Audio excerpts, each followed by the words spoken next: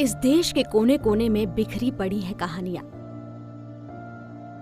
कुछ पत्थरों में गड़ी हुई तो कुछ पीछे छूटी निशानियां।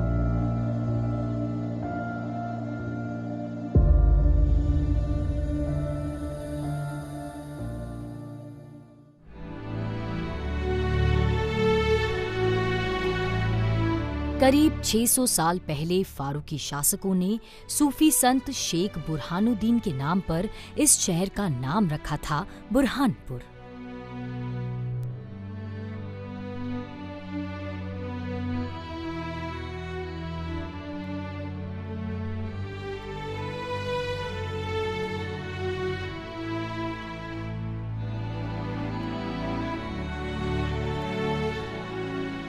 नमस्कार, मैं हूं प्रियंका और आज हम पहुंचे हैं ताप्ती और नर्मदा नदी के बीच बसे हुए शहर बुरहानपुर में। खान देश के फारूकी शासक नासिर खान ने खुद को मालवा के शासकों से आजाद घोषित करके बुरहानपुर को अपनी राजधानी बनाया और फिर करीब 200 सालों तक यहीं से राज किया। भारतीय मध्यकालीन इतिहास में बुरहानपुर एक अहम किरदार निभाता है, लेकिन फिर भी बुरहानपुर को जो चीज सबसे ज्यादा खास बनाती है वो है यहाँ मौजूद स्मारक।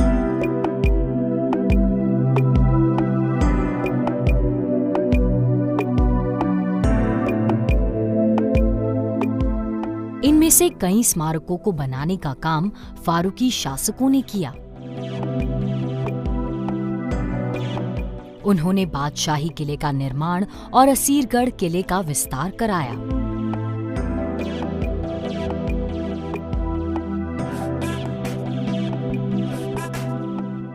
जामा मस्जिद और बीबी की मस्जिद का निर्माण भी उन्हीं के काल में हुआ। शहर के बीचों बीच बनी ये जामा मस्जिद न सिर्फ उस समय की स्थापत्य कला बल्कि सांस्कृतिक एकता की भी मिसाल है। संस्कृत और उर्दू में लिखे ये अभिलेख इस बात की तस्दीक करते हैं।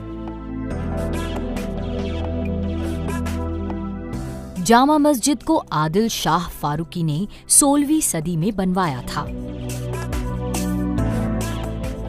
बाद में इसकी मरम्मत का काम अकबर और औरंगजेब ने करवाया। जामा मस्जिद को बनाने में काले पत्थर का इस्तेमाल किया गया।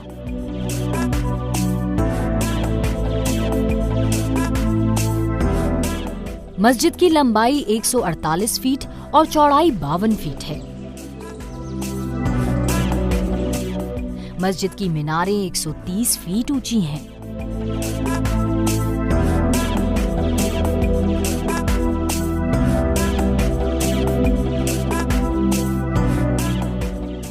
मस्जिद के हर हिस्से में अनूठी कलाकारी देखने को मिलती है।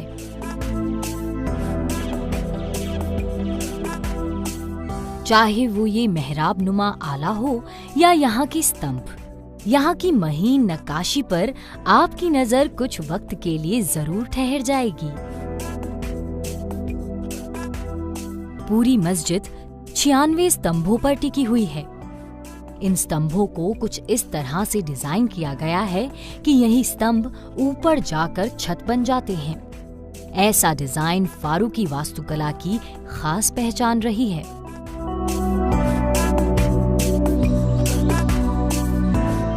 इस मस्जिद की एक खास बात ये है कि यहाँ अरबी के साथ साथ संस्कृत में भी अभिलेख उकेरे गए हैं।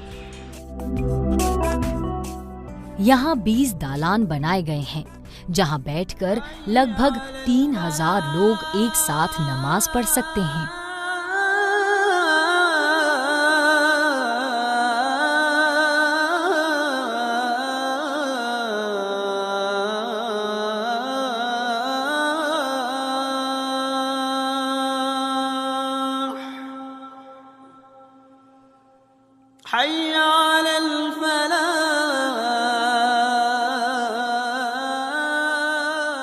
बुरहानपुर की पहली जामा मस्जिद का निर्माण आदिल शाह फारूकी की बेगम रुकैया ने कराया था, जिसे बीबी की मस्जिद के नाम से जाना जाता है। बीबी की मस्जिद की व्याख्या करते हुए अलेक्जेंडर कनिंघम ने कहा था कि ये एक बेहतरीन मस्जिद है जो वक्त और मौसम की मार से घायल हो गई है।